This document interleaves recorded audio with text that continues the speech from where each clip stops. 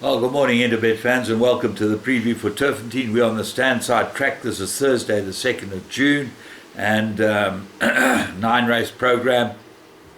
We kick off at the first race at 12 o'clock, and that's a juvenile plate. Excuse me, 1,000 meters. And we have a 21 pentometer and an 8-meter false rail from the 700-meter mark.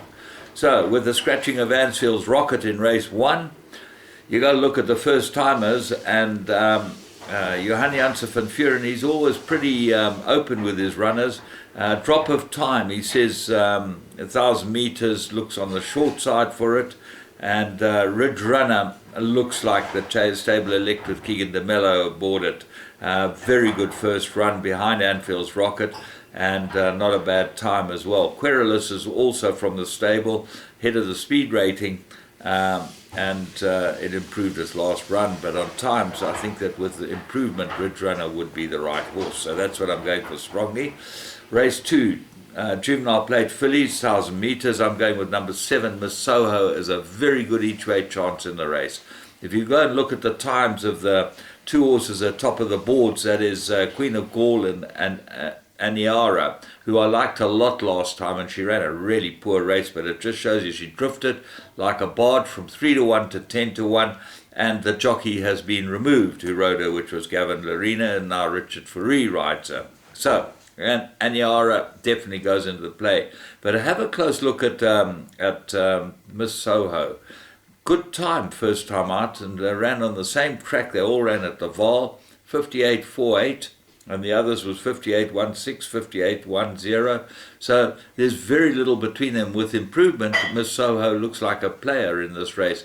The interesting horse is Gobsmack, number 5 from the Janssen van Vuren yard, and as he says, temperamental, but shows good work. So she might be able to run like anything if she behaves herself. Watch him go down before you take your bipods.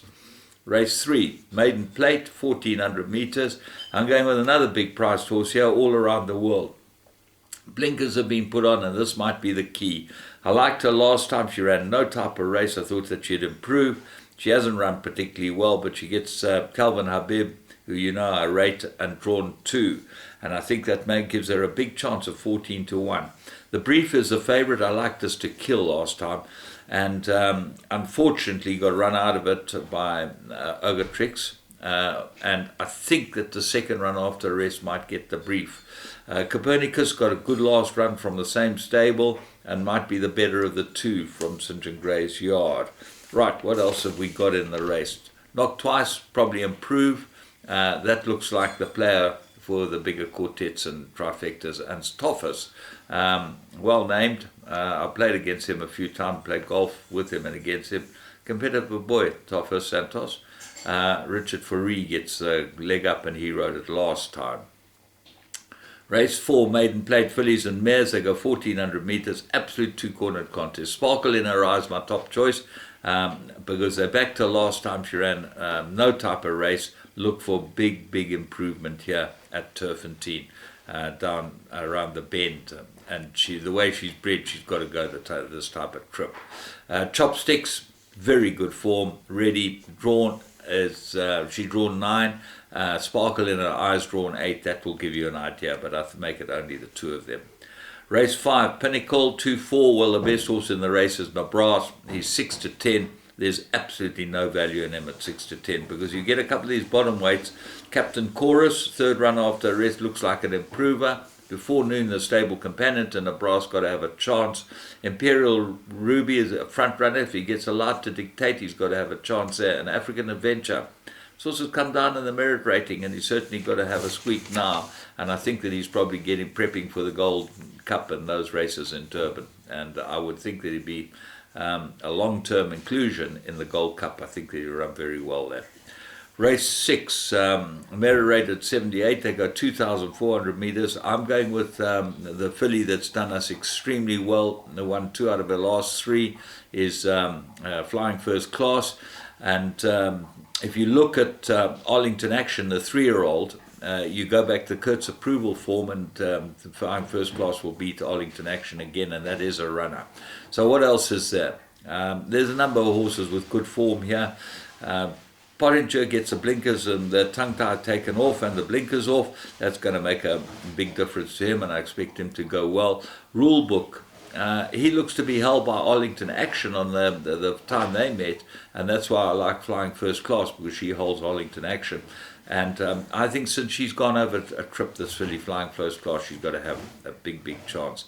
Area meets on 2 kilos, better terms. I don't think that's enough. And of the others, there was one other that I thought that we should have a chat about. August Leaves.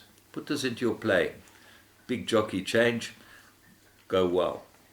Race 7, Mary rated 96, 1800 meters.